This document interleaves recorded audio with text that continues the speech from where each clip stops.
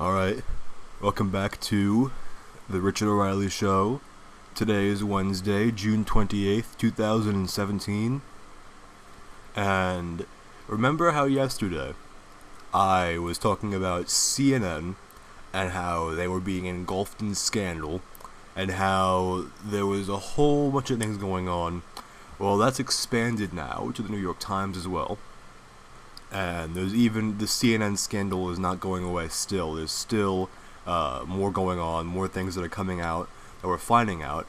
And I'm going to talk about that. I'm going to talk about what's going on with the media between the New York Times and CNN.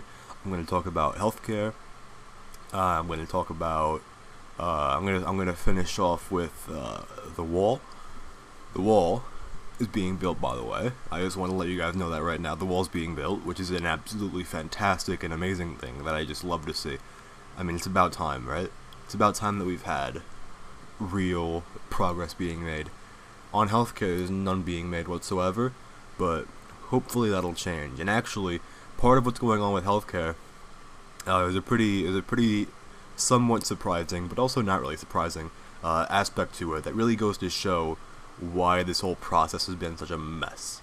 So it's something that one of those senators said that I just couldn't get over. So I'm gonna go ahead and get to that later on. But first, I want to start with what's going on with the New York Times.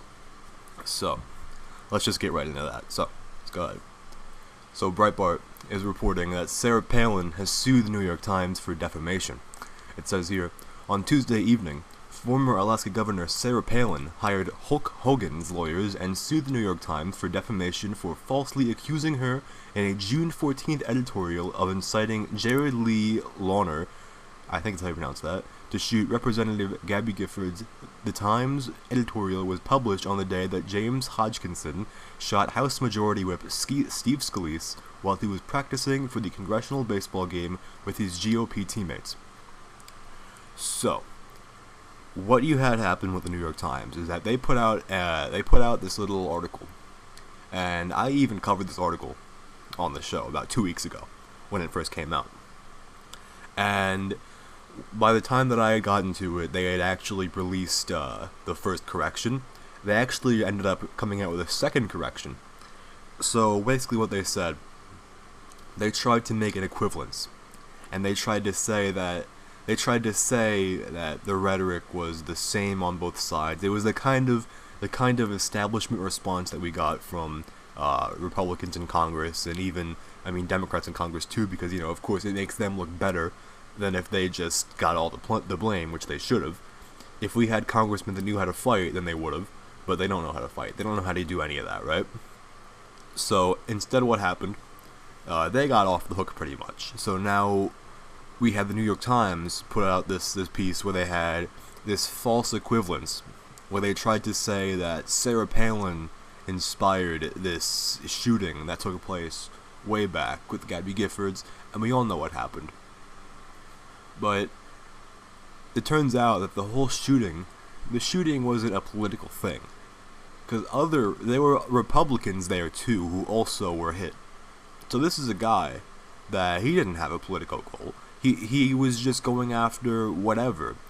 Meanwhile, in the case of Hodgkinson and what he did at the baseball practice, he obviously and clearly had a political motivation, because he came out and he asked. He was like, "Hey, who's that out on the field right now practicing?" And they said Republicans. Whoever gave him the answer, they said Republicans. And he said, "Oh, great." So he went right out there and shot them. Because all of the evidence shows that he was anti-Republican in every single way. You look at his Facebook feed, he's in all of these radical groups. Some of these groups are even applauding what he did afterwards. And by the way, I love how Facebook doesn't even take them down. They're applauding a terror attack, and Facebook, they don't care. Facebook doesn't care. Facebook cares more about fake news and hate speech than they do about applauding terrorism. They care way more about fake news and hate speech than about, literally cheering on terror attacks on their website. Because, internet companies are a total joke. They're a total joke. They say, "Oh, we're so neutral. We're a platform for free speech." no, you're not. You're a platform for whatever speech that's convenient to you. If it's convenient, I mean, if it's saying that a terror attack was actually a good thing, that you're gonna go ahead and celebrate it, that's fine, because maybe it's not convenient, but it's not inconvenient. I mean, people saying things about Islam and about, people spreading stories from right-wing organizations. That's the real crisis. That's what we need to really worry about. People saying that terror attacks are a good thing, that's okay. It's totally fine. No problem with that whatsoever, right, Facebook? Of course, Facebook. So, goes on to say here that today, Sarah Palin took a stand against the New York Times Company by filing a lawsuit which seeks to hold the Times accountable for stating that Governor Palin is part of a sickeningly familiar pattern of politically motivated violence, and that she incited the horrific 2011 shooting of Representative Gabby Giffords, a tragedy where the gunman seriously wounded numerous people and killed 6, including a federal judge, who was a Republican, and a 9-year-old girl. Palin's lawyers, Ken Turkle, Shane Vogt, and S. Preston Ricardo, said in a statement. So, these are the same people who were working with Hulk Hogan back when Hulk Hogan was suing Gawker for something maybe similar. I'll let you. It's in the same sort of realm, because it's going after a news organization for sort of infringing on somebody's rights. In the case of Hulk Hogan, it was a privacy thing, because Gawker. By the way, I love Gawker. I mean, Gawker. I don't love Gawker, but I love how Gawker. They put out, basically what happened is they put out Hulk Hogan's sex tape. And that was a complete career killer for him, right? Hulk Hogan used to be a big superstar in wrestling, and then that sex tape came out and he just disappeared from TV. Right? So he completely disappeared. His career was over. His career got ruined by that. And he didn't even know that it was made. He didn't even know that there was a recording. He just had some sex, and he had no idea that it was actually being recorded and that it was put online by Gawker. So it's a blatant violation of privacy. I mean, you can't. And then I love how Gawker, they put out that video, and then they also say that whenever there's a leak that happens to a woman, like a female celebrity, they say, "Oh my God, that's so horrible. What about their privacy?" And I agree. What about their privacy? I agree. I agree that they have privacy rights, but I also agree that Hulk Hogan has privacy rights. I mean, Hulk Hogan, he wants to have sex, let him. Don't put it online and ruin his career. It's just, and then Gawker, like, they were confronted, like, "Hey Gawker, you said that, these leaks are so horrible, it's a privacy invasion," when they were about female celebrities. So what about Hulk Hogan? Now you're putting the video up on your website. Isn't that a little bit hypocritical? And they didn't care. They didn't care at all. They just kept it up there. They defended it. Instead of, like most sites would say, "Oh yeah, you know what, maybe we're probably," like, even the most, like, horrific sites, the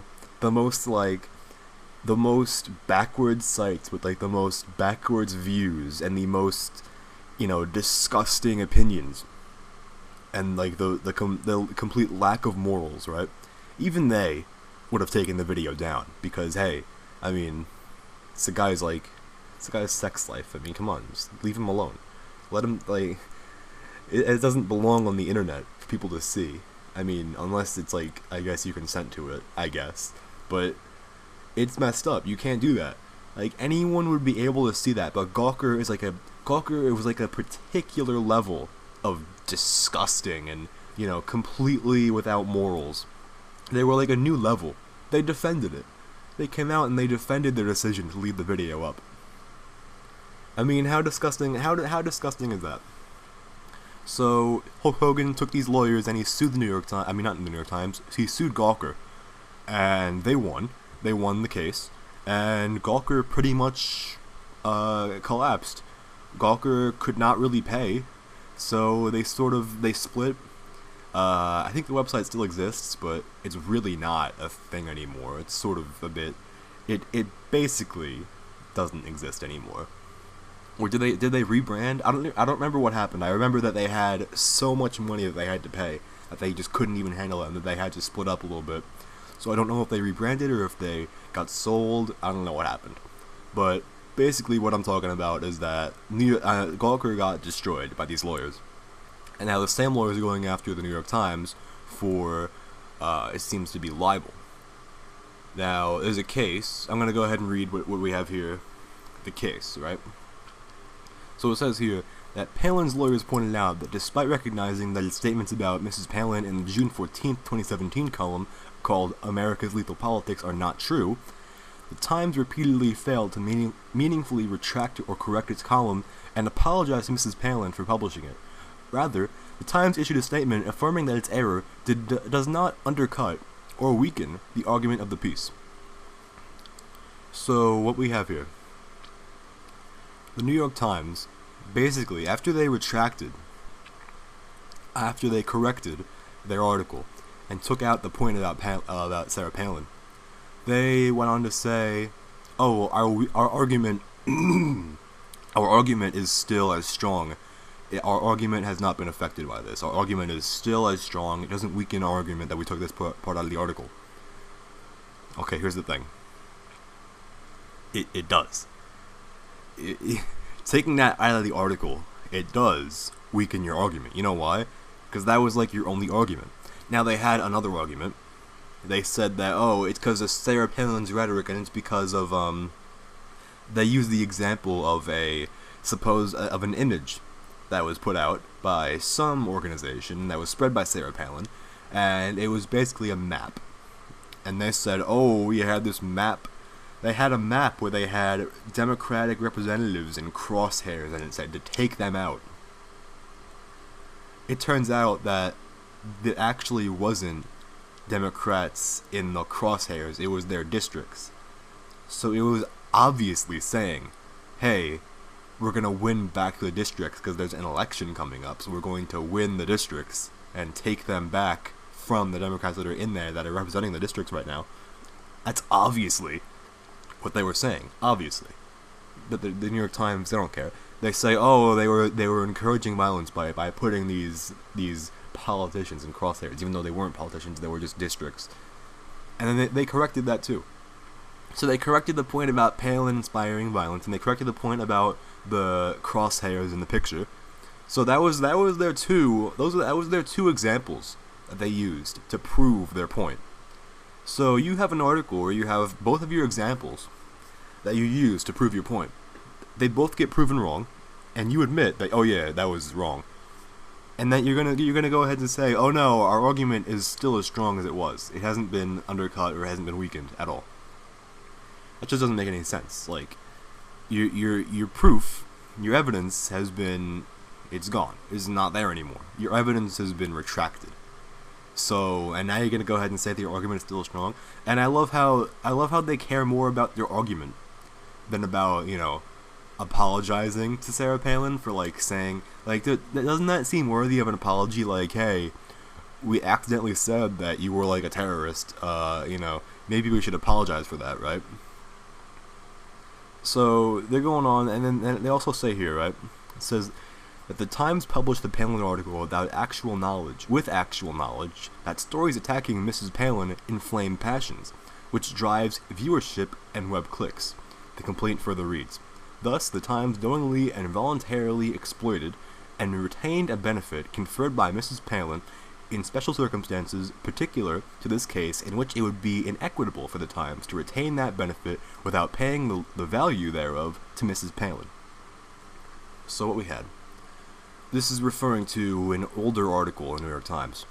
It was something about how Mrs. Palin was the one who shall not be named, and it was basically going after the left-wing media for their attacks on Sarah Palin.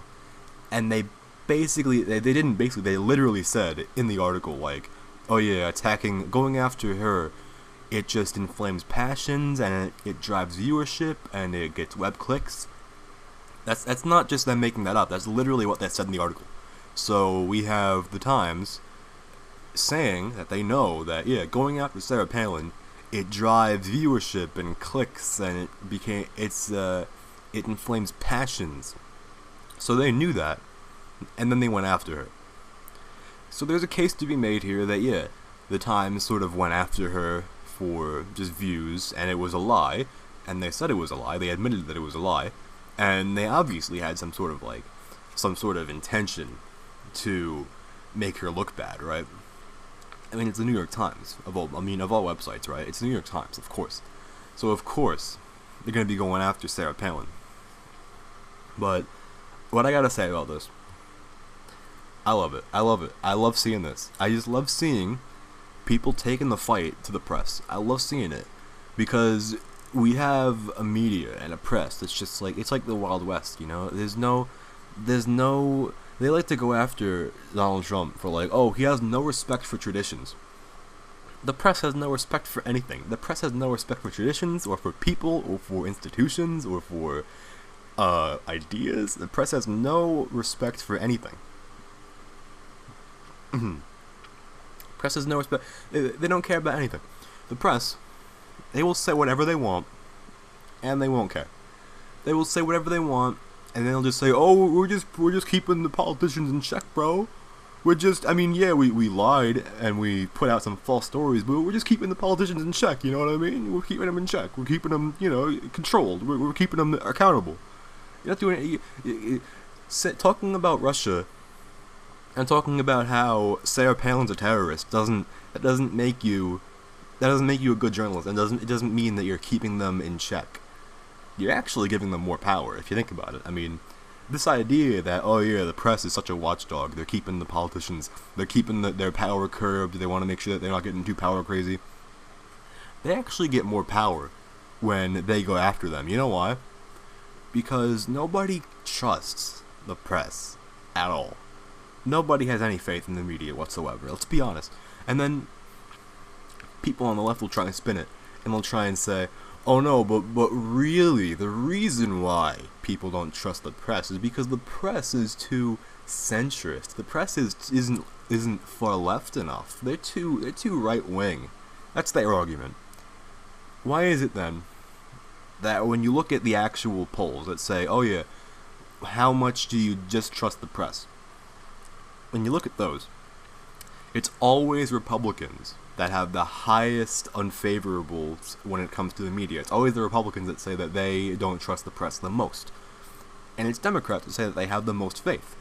So how is it then that it's a problem that the media is too centrist? How is that the case? No, because it's not the case. It's not the case at all. The idea the media is failing because they're too far right is just the stupidest thing I've ever heard of in my entire life. Who could come up with that conclusion? How much gymnastics do you have to do in your head to come to the conclusion that, oh yeah, the media is failing because they're just too far right, obviously, right? Oh, New York Times, CNN, those crazy right-wingers, am I right? Like, who has that idea in their head? I don't get it. It doesn't make any sense to me. So, I really do hope that this suit goes somewhere, and that the Times ends up having to pay big money. And I know that they're a big institution. They have lots and lots of money and lots of backing from the establishment and everything. They're very establishment, and they have a lot of power and money. So it's going to be a hard battle. But you know what? If this ends up working, and if this ends up being successful, I say that we should use this as an example to go after other media organizations for, you know, the other kinds of libel that they do. Let's think about it. The stuff that they say about Sarah Palin in the article is tame compared to what they say about other people. Donald Trump could have put every single organization in the news out of business with like the stuff that they write about him. He could have put every one of them out of business, but he didn't. I really hope that he opens up those libel laws. I really do. I mean, honestly, people will say, "Oh no, it's free speech." It's not free speech. Free speech, just because you have free speech rights doesn't mean that you get to be a big news organization, a very establishment, pretty much state media at this point when it comes to the New York Times and CNN, just about state media pretty much. There should be you don't get to just lie on purpose like that when you're a big media company. And it should be the company. It shouldn't be the individual reporters. It should be the company itself, because it always comes down to who's the higher ups, not the workers. It's always the higher ups. But and they say it's free speech. Like, when you have a media company, you have a very influential organization that can really sway public opinion. I mean, at least in theory. They don't anymore because nobody trusts them anymore. But in theory, they're able to influence how people think. That's a lot of power, and there should be some kind of restriction that if you have that much power to change how people think, well, you shouldn't be able to just tell them lies. The difference between bias and just being just flat out lying. Lying is what CNN does about when they talk about, Russia, and what every news outlet says when they talk about Russia. That it's all lies. Lying is one thing, and then bias is another. Bias is free speech. If you want to be biased, that's fine. But if you just go out there and lie, that's not. That's just libel. That's slander, and that shouldn't be protected. I don't know why that is. So, I'm gonna go ahead. We're gonna be watching this very closely. We're gonna be making sure. We're gonna be seeing what happens with Sarah Palin and the New York Times. But before, I just really hope that she does a good job and that we really do take a nice hit against this fake news in a major way. I really do. So speaking of fake news, I've got CNN coming up. Fox News is writing an article about CNN, and it's talking about how basically CNN was threatened into taking the Russia story down, which actually goes to show why they freaked out about it so much. Because I was confused as to why they were freaking out so much, but now I know why. Because they were being threatened. Now this is another good thing. CNN being threatened, fantastic thing. Let's go ahead and get into it, right? So, here we go. It says here, Fox News is reporting that CNN faced a $1 million lawsuit over the botched Russia story.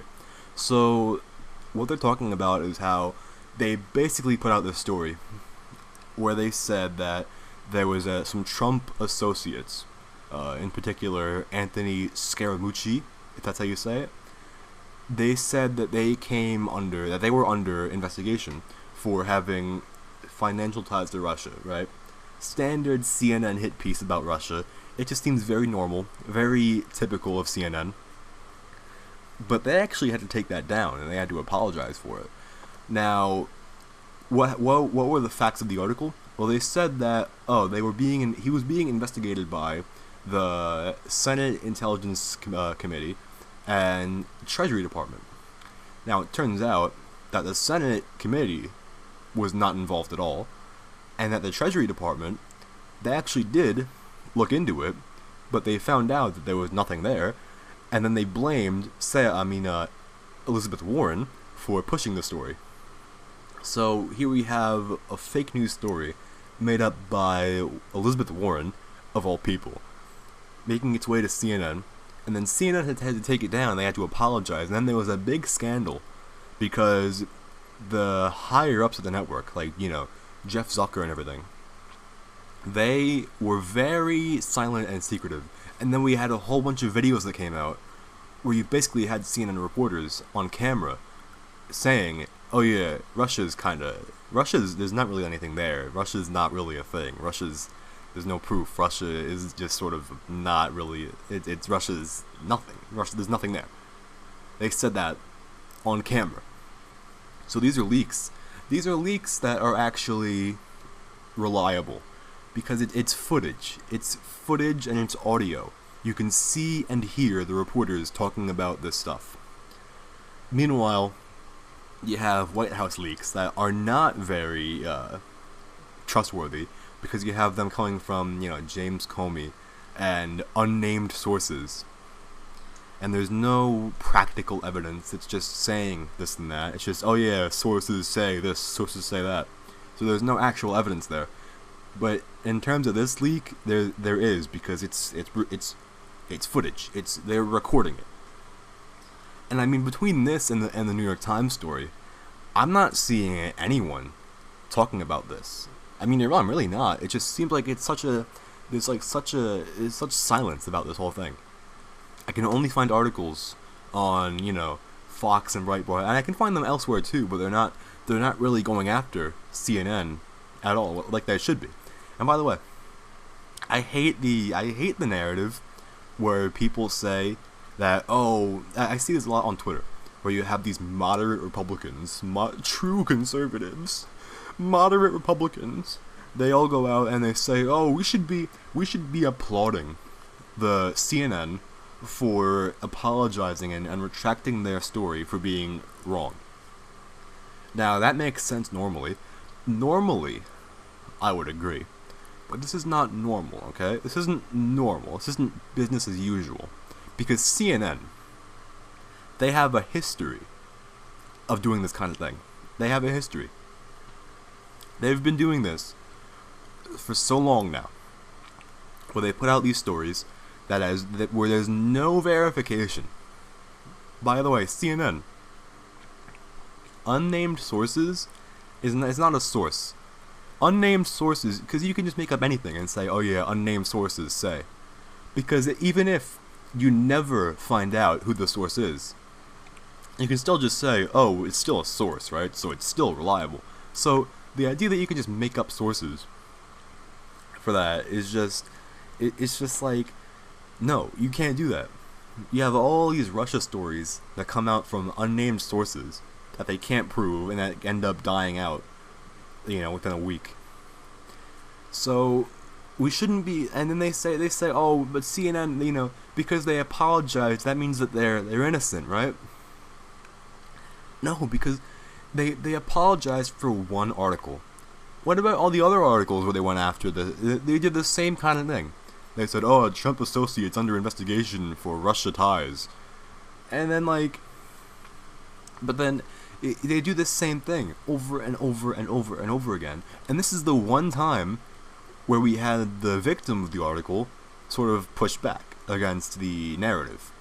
Because here's what happened.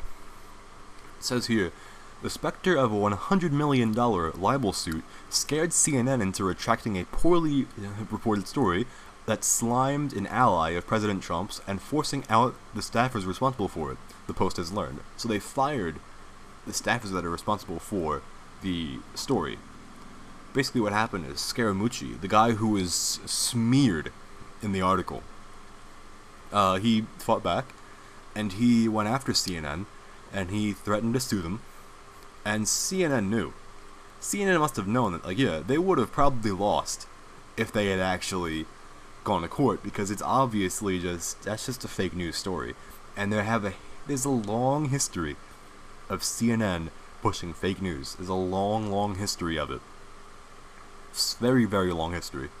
So, if they ended up being sued, there would be an investigation that would have ended up revealing everything about CNN. How they fake so many things, about all the polls that they use that are totally fake polls, all of the Russia stories that are all fake Russia stories, talking about all of these so-called scandals that are being completely blown up, that are either being blown out of proportion or that are just manufactured scandals. That's what Russia is.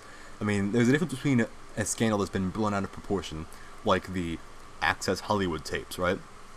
That was a scandal that really wasn't a big deal, but the media, they jumped all over it.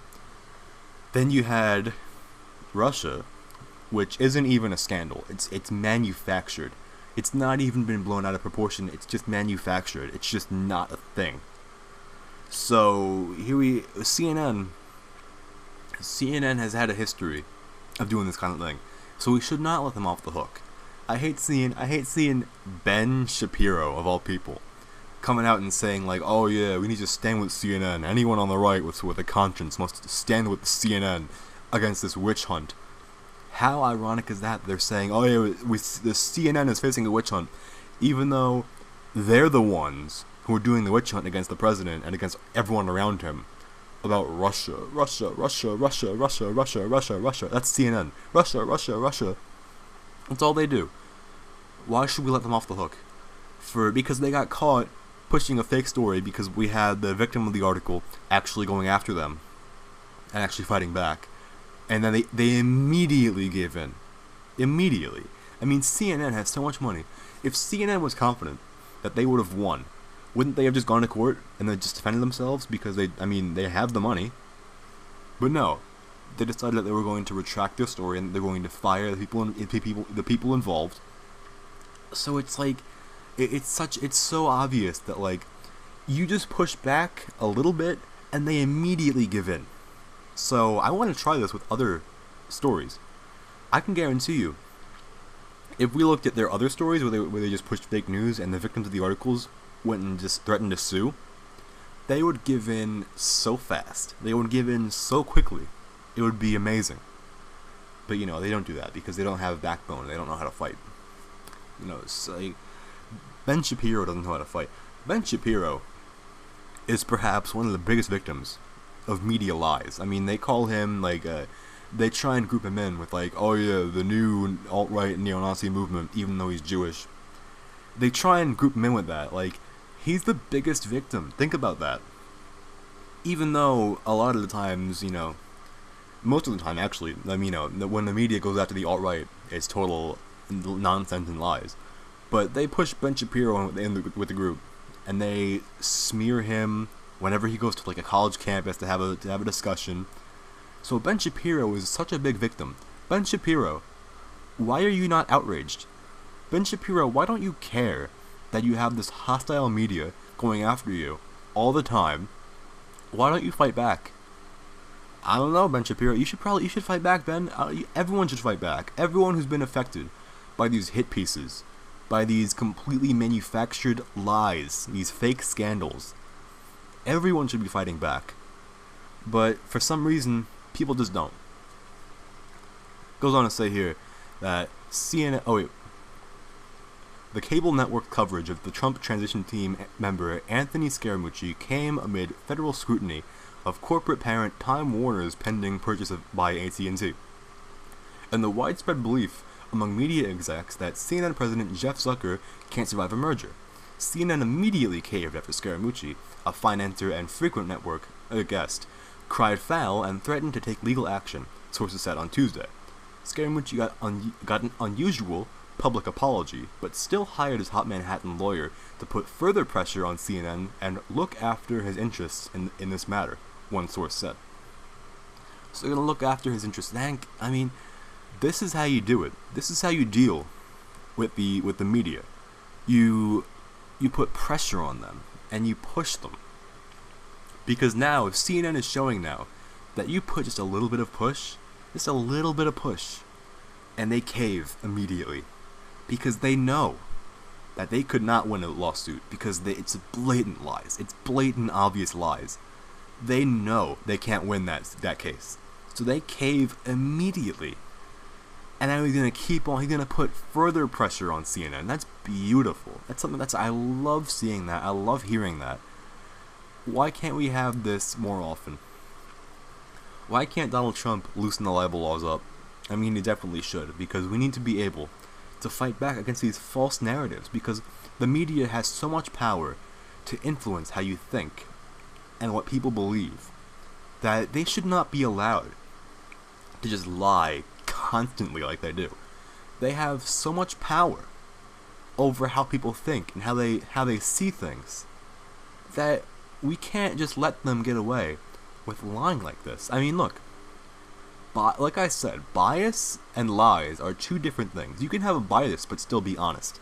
You can be biased but still, have integrity and still report on, facts and not lies, right? You can be biased and not be a liar. But then there's the territory of lies is where you get into, Russia. Anyone who talks about Russia should just not even be real journalists, honestly. They shouldn't even be considered like real journalists, honestly. So I can only hope that the CNN scandal just keeps on going, and the New York Times scandal too. I hope that the media, because they have to get what's coming to them, man. They gotta get what's coming to them, because they can't get away with all of the stuff that they do. They cannot get away with it, because if they do, it's gonna be a very, very dark thing. Because they should not be allowed to lie constantly like they do. We should be protected from all of their smears and all of their fake scandals and all of their lies. It should not be allowed to go on. So, I'm gonna go ahead, get right into healthcare, right? So, Mitch McConnell actually decided to not hold the vote for healthcare, which is actually an interesting thing. Like, I even said, I'm gonna get into this, but like, I said on Monday, like, oh yeah, I think it's kind of weird that they're gonna push the vote so early, and they're not going to. So that's something, which is a good idea. I mean, I know they have the August recess coming up, but like at the same time, August. I don't know where you got August from, but no, they have recess coming up, and I think that they should just cancel that. I think they shouldn't even have recess right now. They should be focusing on this kind of thing. Anyway, let's get right into the article, right? So, Politico has got an article right here, and it says, "Inside the GOP surprise healthcare flop." Now, I just want to say first and foremost, right? The way that they spin this as a flop. It's just logical that you don't have a vote right now. I don't know why Mitch McConnell decided that, oh yeah, we're going to have a vote this week. I don't know why he decided that. It didn't make any sense to me. Because it's only just been released to the public, like, very recently. I mean, it's a very new thing. It's not like this is old news, right? So we just found out about the bill. And you're going to push for a vote? That was never going to happen. That was never going to happen. That was just unrealistic. This was not going to happen. So, the idea that, oh yeah, this is a healthcare flop. I mean, I guess you can call it a healthcare flop, but at the same time, it's just logical because we just put this bill out to the public, and now we're gonna vote on it. That was never going to happen. So it's not really a flop. It's more of just Mitch McConnell like realizing like, hey, that was kind of like a weird, dumb move that we made, like making the vote this week. That didn't really make any sense. So, let's just get into it, right? So it says here, Mitch McConnell's 51 colleagues, from his most junior members to his closest lieutenants, fully expected the Senate to vote this week on the Senate GOP's wounded healthcare Obamacare repeal bill. They knew the whip count was far worse than advertised, but they were ready for McConnell to either admit defeat or start a furious round of deal-making to try and win their support. It took McConnell at his word that a vote would occur, regardless of the result. So, he said that there was going to be a vote, but there wasn't. I mean, that's clear enough as it is. I mean, I don't know why. I don't know why you would have a vote this week. It's just that wouldn't make anyone happy at all. You shouldn't be rushing it. Don't rush it. Like I said, like I complain about how slow things are going. I don't mean that you should rush legislation. I mean that you should be focusing on actual issues, right? Because before now, their focus was completely 100% on Russia and nothing else. So that's what I meant when I said they should hurry up and they should, stop all the delay. I didn't mean that they should, rush legislation, because they shouldn't, because that's just dumb. But I did mean that, hey, look, all you do is talk about Russia, and you refuse to stand up for the president. You refuse to defend him against all of the Russia smears, and you refuse. So I need you guys to just at least focus on actual issues, please. No more Russia. No more Russia, please. And by the way, you know what's really sad? You know what it took for Republicans to stop talking about Russia? Democrats stop talking about Russia. So here we have a Republican Party that's so weak and that's so submissive that they only stopped talking about Russia because the Democrats did first. Because basically what happened is after they lost in Georgia, the special election, you had Democrats come out and say, you know what? Maybe people don't like that literally all we do is yell and scream about Russia 24/7. So they said that. So they stopped their focus. They stopped talking about Russia and impeach 45 and, oh, Putin. They stopped with that. And now, Republicans have followed their lead. Republicans, what are you doing? What are you guys doing? You should have been you should have been talking about how it's a witch hunt from the beginning, and you should have been focusing on actual issues from the beginning. You should have never had a focus on Russia whatsoever. It's just so stupid. That's so stupid. Why would you guys even you're gonna go ahead and wait for them to stop talking about it? Like, it's such a, like, they're a bunch of, like, babies. They don't know how to, like, fight. They don't know how to stand up for themselves. So they just follow their lead. They just follow the lead of the Democrats. Well, the Democrats, they stopped talking about Russia. Maybe we should stop too. Guys, you should have stopped. You should have never even started. Because you should have been on our side, the base's side, because the base does not buy the Russia story at all. At all. Nobody buys the Russia story. Except for, like, 40% of Democrats. Nobody believes this. Stop talking about it. But anyway, so they finally got to their healthcare bill, and now they're rushing it. And now Mitch McConnell has decided, you know what? Maybe we shouldn't rush it. So it says here. Then the Kentucky Republican shocked them all as he dispassionately informed them at the top of the meeting that the vote would be delayed, and that he would continue the painful exercise of trying to get the 50 of the caucus's 52 votes for Obamacare repeal. He said, "I understand it and support it. It's important that we succeed." That was John Cornyn, a quote from John Cornyn. He said it of Mitch McConnell's move. He said, This is more than just about healthcare. As important as that is, this is about keeping our promises and demonstrating our ability to govern." So they're saying, right? They're saying that we need to keep our promises to the people, and we need to, be able to govern. So, because here's what happened, right? The bill kept none of Trump's promises at all. But here's the thing. People blame Trump for that. I'm going to get to a quote later on that's going to show you exactly what they believe, exactly why. How come Trump's ideas haven't been really taken into consideration at all? So I'm going to get to that. But first, let's get back to the article, right?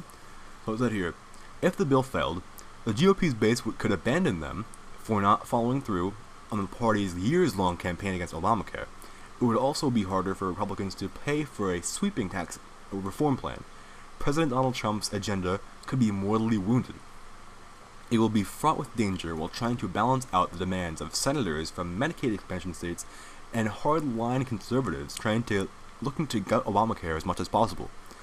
And his decision to delay the bill also carries great political risk because it draws out the Obamacare fight at least a couple more weeks, but he's decided it's a risk worth taking. So, I want to bring this up. I want to mention that right here they're saying that that the people who want to gut Obamacare as much as possible, these are hard-line conservatives. Here's what I want to know. Why does the media insist that the hard-line conservatives are the libertarians? Because that's what it is. It's the libertarian wing. They don't want any health care at all. They just want to repeal and nothing else. They don't want any replacement. Libertarians, these are not the hard-line Republicans. Let's make that very, very clear. If you want to talk about hard-line Republicans, you're talking about Trump people, not Rand Paul people, not Ted Cruz people. That's not what the base is. They say hardline, like, oh yeah, these are the guys that the base loves, right? Ted Cruz and Rand Paul of all people. No, it's not a thing. It's not a thing. Because here's the thing, libertarians are almost like the opposite of what we actually want. Think about it. Because libertarians, right? They're like straight from the 1980s, where the idea was, oh yeah, so on social issues, we're liberals. We're just liberals. We're not conservative. We're just liberals. And on economics, we're just like straight out of like the 1980s. where, all free market fixes everything, free trade fixes everything. Like, they're so old school and they're so out of touch. Nobody buys all of the free market, free trade solves everything. No one buys that anymore. And no one buys the moderate social issues, like, oh, we need to compromise on immigration, we need to pass amnesty. Like, when people go after Ronald Reagan, and they use their phony reasons, like, AIDS, oh no. They should go after him for actual reasons, like, oh yeah, he passed amnesty. Dumbest thing I've ever seen in my life. I mean, at least in California, right? Dumbest thing. Amnesty is one of the worst things that you can do as a Republican, because you're actively fighting against your own interests, right? Your best interest as a Republican is to not pass amnesty, because amnesty is just guaranteeing that you'll lose votes. Because those people that are going to go, and they're going to, who were illegally here, and are now going to be voters, who are they going to be voting for? Who do you think? Yeah, they're going to be voting for Democrats. Completely. 100%. So it's the Republicans being for amnesty. The stupidest thing. The stupidest thing I've ever seen in my life. You had Jeb Bush and Rand Paul, all these people so weak on immigration. And being weak on immigration, it's gonna be your downfall, because immigration is like destiny. Democrats, they always say, oh, demographics are destiny, because their idea, they play the demographic game. Their idea is that they create as much, they want a majority minority country, and they're actively pushing for that, and they don't care. Republicans, why can't they play the demographic game? Why can't they say, liberals, they always say, oh yeah, demographics are destiny, the demographics mean that we're going to win constantly. Why can't Republicans play the same game? Why can't we play the same game? Because if we play the same game, we're called racists and bigots. Stop caring about that. Stop caring about what they call you, and start caring about the actual issues. So anyway, on a bit of a rant right there. Let's get back to the topic at hand, right? So it says here, it will be CBO Director Keith Hall was also present for the meeting, and GOP senators quickly laid into the man who's haunting them with projections of 22 million fewer insured and short-term premium increases, according to people in attendance. It seemed to be a genuine effort by Republicans to discredit the nonpartisan referee so that the GOP's final healthcare bill isn't derailed by the CBO. So the CBO, right? People bring him up a lot, talking about this healthcare bill. Now, here are things that I didn't really consider before, that I've thought about over the past couple days. Here's the thing. First of all, the CBO has been wrong before. Let's get that straight. The CBO said that Obamacare would expand by about 20 million people insured. They were off by about half. It was only about 10 million. So they've been wrong before, and here's the big and. You want to know why people are going to be less covered? Because right now we have the individual mandate. So you're forced to buy health insurance even if you don't want to. That's why this bill would leave less insured, because there's no individual mandate. So they point to this. They point to this whole thing about oh, it's going to leave people uninsured, even though the reason for that is because it's going to get rid of the individual mandate. And the mandate is the reason why people are forced to buy insurance, even if they don't want insurance. So that's why we're going to have less people insured, because they're gonna say, hey, I'm not being forced to buy insurance anymore. I don't want insurance. I never wanted insurance. And that's fine. They use this as their biggest argument. This is their biggest argument. Oh, people are going to be uninsured. But the thing is, it's going to be people who have been forced to buy insurance and who don't want insurance, but have been forced to because of Obamacare's mandate. So this argument, I've decided is just completely, is nothing there. It's wrong. So, this is the big thing. This is the thing that really struck me. So it says here, Trump told aides and McConnell that he wanted to be involved in whipping votes, but the two administration officials said he enjoyed doing it so in the House. But McConnell aides and advisors think that Trump can help like he would in the House. They don't think that he can help like he could in the House. He said here, this is a quote, "Trump doesn't bring us any votes. He just doesn't," said one person familiar with the majority leader's thinking. He just doesn't bring us any votes. Guys, we don't have Republicans and Democrats. We have Republicans, Democrats, and Donald Trump. Republicans in Congress are useless. They're so useless. They're so useless. They're so dumb. They're so useless. They're saying, oh, he doesn't bring us any votes. You know why? Because it's like, he's not even from the same party anymore. At this point, we have senators, if he went in there and gave his ideas, do you genuinely think that Congress will listen and that they'll care? They won't. They just won't, because they've bought into this idea that, oh yeah, Trump is he's costing us votes because of, you know, the polls that have always been right?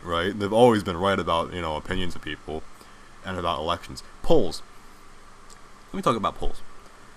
I hate how people on the left, they always bring up polls. They always say, oh, the polls say that Trump has a low approval rating. The polls say that everyone agrees with us on this and this and this and that. They say, oh yeah, the polls say that people want this, people want that. You know, they agree with us. Polls, polls, polls. You want to know about your polls?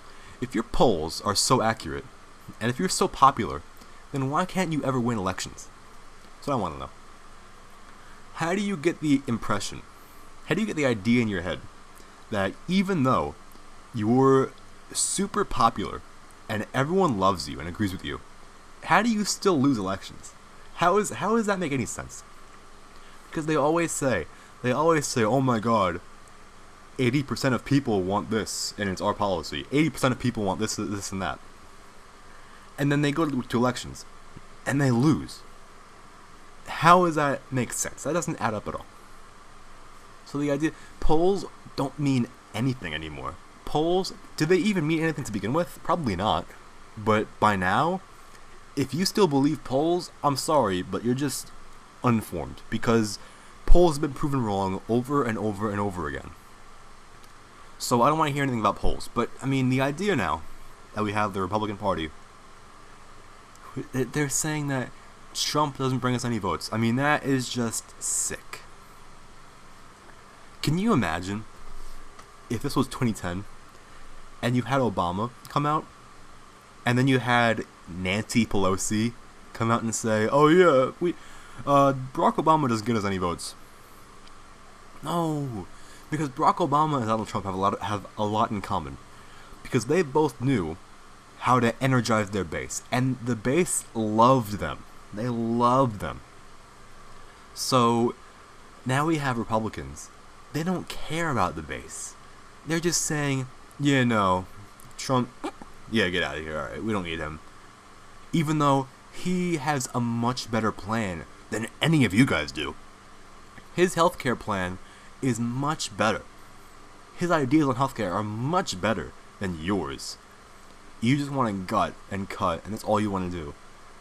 But you say that, oh, he's not going to bring us any votes. So here we have the Republican Party admitting that, yeah, Trump isn't one of us.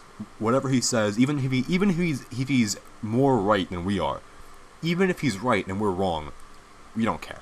We don't care. So Republicans in Congress are just rogue, and they need to be voted out in 2018. They need to be primaried big time. So, I want to go ahead and end with some good news, right? Let's get right into it. So, let's go right here. It says here, so The Hill is reporting that the Department of Homeland Security is planning to start building border wall prototypes this summer. This is a beautiful thing. This is such a beautiful thing. I love seeing this. Let's go ahead and read. So it says here, the Department of Homeland Security will begin building prototypes for President Trump's proposed wall along the Mexican border this summer, authorities said on Tuesday. Funding for Trump's border wall was not included in the budget submitted by the White House for the fiscal year 2018, but DHS has allocated $20 million from other programs to pay for the prototypes. Officials at U.S. Customs and Border Protection told the Washington Post that they have received hundreds of designs for the border wall, but the agency has yet to choose vendors. This is the part that I love, right? Here we have some specifics. So it says here, designs for the wall should be at least 18 feet high and have features to prevent climbing over and tunneling beneath the surface. And vendors are instructed, this is the best part, to make the designs aesthetically pleasing on the US side. I love it. I love it so much. Guys, think about this. We have all this bad news, right?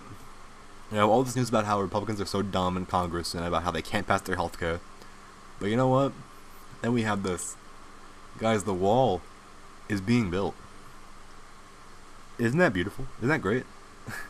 I mean, this is a story that's not getting a lot of coverage. And I can kind of see why, because this is something that people, the base, they love. So the media, they don't want us to see that, right? People, I mean, this was like the centerpiece of the campaign. The wall. I mean, the wall. This was like the big idea. I mean, and here's the thing, it's so necessary too. The argument that liberals like to make, they like to say, oh, the wall, it won't work. It's a waste of money. Because here's the thing, they say that, oh, it won't stop all illegal immigration. It won't stop all, but it'll sure stop a lot. It'll sure stop a lot. Here's the thing, right now the border, people forget, the border is pretty much empty. There's nothing on the border. I mean, and there are some places where you have like a fence, but in most places you have just nothing. I mean, so we have all of this illegal immigration, and now they're gonna go ahead and say that, oh yeah, the wall won't stop any. So we put up a big wall where there was previously nothing. We put up a wall, and that won't make a difference at all. It's so stupid. It's so stupid. These guys have no idea what they're talking about at all. So I mean, and then they say that, oh, what else do they say? Oh, people will just go around it. Well, we have the Coast Guard for a reason, don't we? And they say, oh, people will go under or over. Well, they're gonna have protection for that. They're gonna prevent climbing over and tunneling beneath. And they're gonna make it aesthetically pleasing. This is gonna be a landmark one day. The wall. Can you imagine? And here's the thing. The idea that building a wall is so radical is just it's just objectively false. You know why? Because Congress already passed a bill to build a wall. People forget about that. In the 2000s, when Bush was president, they passed a bill, and they said, yeah, we're gonna build a wall. They didn't say a wall, they said a barrier. We're gonna build a barrier between the U.S. and Mexico. So the legislation is already set. So we already have the bill to build a wall. It's just a matter of doing it. So the idea that, oh my god, building a wall is so radical, so far right, it's already been approved by Congress. And it's already been passed. So we already have the authority and the legal obligation to build a wall. But people just haven't. Because, Obama doesn't care. Obama doesn't care about the border, security. Obama doesn't care about any of that. He only wants, diversity and immigration because, it helps them in elections. That's all he cares about. So the wall being built now, and it's a long time coming, and it's going to be aesthetically pleasing on the U.S. side. This is going to be a landmark. I'm sorry, guys. This is going to be, people are going to come to the country, and they're going to look around. They're going to see all of the landmarks. They're going to see the Washington Monument, the Lincoln Memorial. They're going to see, Statue of Liberty. They're going to see the Trump wall. That's going to be the big thing. And also, how can liberals go after Trump when he had the idea to have solar panels on the wall? That's the best idea I've ever heard about. That's such a great idea. Solar panels. How can you argue against solar panels, liberals? I thought you loved clean energy. I love clean energy too. I love it. So the idea of having a wall with solar panels on it, that is just perfect. That's so perfect. We get energy. That's infrastructure right there. It's jobs. You know that, right? That the wall is gonna be jobs and infrastructure and energy now because we have solar panels on it. It's gonna be a benefit to everyone.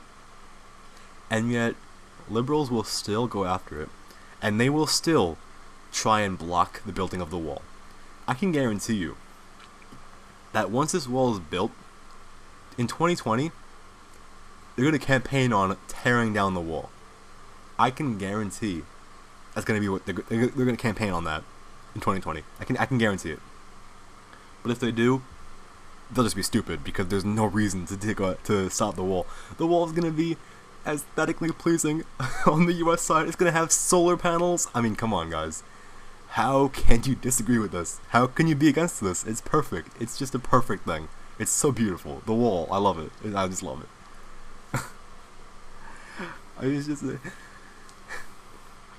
This started as like a joke, right? I mean, the whole wall thing. I mean, look it's not a joke. It started as one, kind of. I mean, no one took it seriously, and it's serious. We need it. We need it for border security.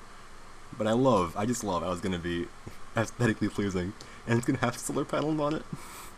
I just love that. That makes me so happy. It just makes me laugh. It's gonna be aesthetically pleasing, and it's gonna have solar panels. Guys, we're witnessing the Great Wall. It's being built. I mean, it's being built. This is so beautiful. Anyway, I just wanted to end with that because it's just great news, and I can't wait to see the wall being built. But anyway, that's been it for today. So, thank you very much for listening, and I will see all you guys tomorrow.